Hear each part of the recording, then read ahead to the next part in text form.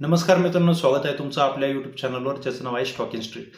आता तुम्ही बघू शकता, कोरोनामध्ये जसं मार्केट पडलं होतं त्या पिरियडमध्ये ज्यांनी ज्यांनी पैसे लावले होते त्यांना आज किती मोठं प्रॉफिट झाला असेल. आणि जे मी तुम्हाला मागच्या व्हिडिओमध्ये सांगितलं होतं की अमेरिकेवरचा कर्जाचा बोजा याचा लवकरच बबल फुटणार आहे आणि त्यामुळे मार्केट कुठेही आणि केव्हाही क्रॅश होऊ शकतो. पण आता तुम्ही बघितलं तर मार्केटमध्ये क्रॅश होण्याची लक्षणं दिसत आहे. निफ्टी बिफ्टी आणि बँक निफ्टी देखील आपण बघितली तर यामध्ये फॉल होताना दिसत आहे.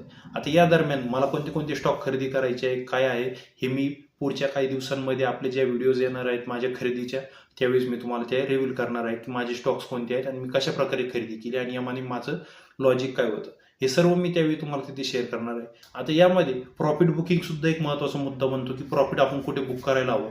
कारण आपण घेतल्यानंतर आपल्याला प्रॉफिट दिसत राहतं, पण नंतर हे प्रॉफिट कुठपर्यंत आपल्याला येणार आहे हे आपल्याला माहीत नसतं. त्यासाठी आपण प्रॉफिट देखील कुठे बुक केलं पाहिजे हे सुद्धा महत्त्वाची गोष्ट आहे.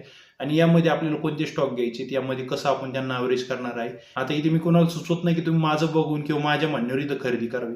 अंदाजे जर तुम्ही आता तर नक्कीच तुमचा लॉस होईल. त्यानुसार तुमचा जो अभ्यास आहे तो आधी पूर्ण करा आणि त्यानंतर स्टॉक मार्केटमध्ये या. तसं कोणी येऊ नका, कारण इथे खूप रिस्की गेम असतो हा.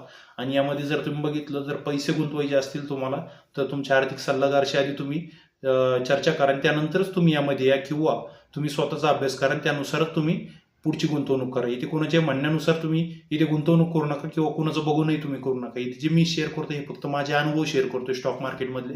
इथे मी कोणालाही सुचवत नाही की तुम्ही माझ्या म्हणण्यावर इथे खरेदी विक्री करावी. आता राहिला विषय स्टॉक मार्केटमध्ये गुंतवणुकीचा, तर मी तुम्हाला माझं जे सांगितलं होतं त्यानुसार येत्या काही दिवसामध्ये माझी खरेदी चालू करणार आहे स्टॉक मार्केटमध्ये.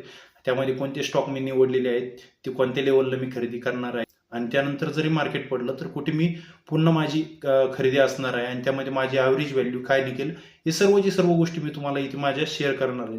तर या ज्या अपडेट्स आहे हे मिळवण्यासाठी नक्कीच आपल्या चॅनलला तुम्ही जोडलेले असायला हवे. त्यासाठी आपल्या चॅनलला नक्की सबस्क्राईब करा आणि हा जर व्हिडिओ आवडला असेल तर नक्की लाईक करायला विसरू नका आणि मित्रांसोबतही शेअर करायला विसरू नका. भेटूयात पुन्हा अशाच माहितीपूर्ण व्हिडिओमध्ये. तोपर्यंत धन्यवाद.